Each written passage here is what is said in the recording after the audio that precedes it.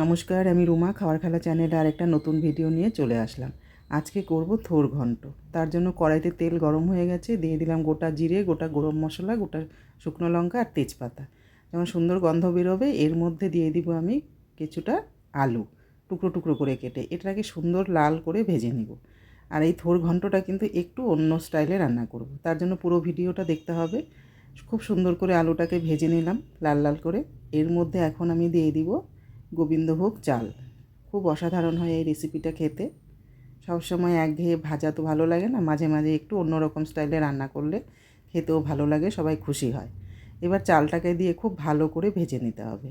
তার মধ্যে যা যা লাগবে সব আমি রেডি করে রেখেছি।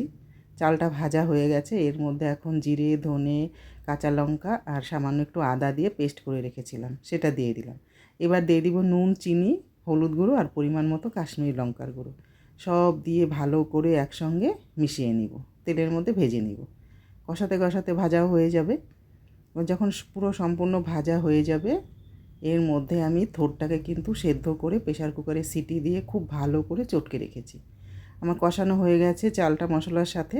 এবার থোরটাকে দিয়ে দিব। আর থোরটা কিন্তু খুব ভালো ছিল, খুব কচি নরম। আর থোরটা ভালো হলে কিন্তু রান্নাটাও ভালো হয়। এবার সমস্ত একসঙ্গে ভালো করে মিশিয়ে নিব।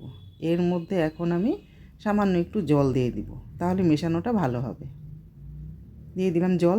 এবার সম্পূর্ণ ভালো করে একসঙ্গে মিশিয়ে নিব। তারপরে কিন্তু বেশ অনেকক্ষণ রান্না করে নিতে হবে, চালটা যতক্ষণ না পর্যন্ত সেদ্ধ হবে। চালটা কিন্তু খুব একটা গলেও যাবে না, আবার শক্তও থাকবে না।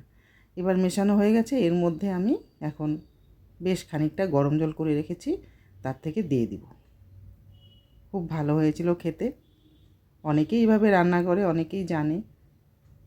সবসময় একরকম রান্না ভালো লাগে না, এই জন্য একটু উল্টে পাল্টে অন্যরকম করে রান্না করে নিতে হয়। এবার দিয়ে দিলাম গরম জল পরিমাণ মতো। আবারও সব একসঙ্গে ভালো করে মিশিয়ে ঢাকা দিয়ে বেশ অনেকক্ষণ রান্না করে নিতে হবে। এবার মেশানো হয়ে গেছে, এর মধ্যে এখন আমি ঢাকা দিয়ে দিব। আলুটা কিন্তু প্রায় সেদ্ধ হয়ে আসছে। এখনই কিন্তু দেখতে অনেকটা ভালো লাগছে, রান্নার পরে কিন্তু আরও ভালো লাগবে। এবার ঢাকা খুলে আমি কিন্তু মাঝে মাঝে নেড়ে দিয়েছিলাম আগে। এবারে পুরো জলটা কিন্তু শুকিয়ে গেছে, আমার রান্নাও কিন্তু প্রায় শেষের দিকে।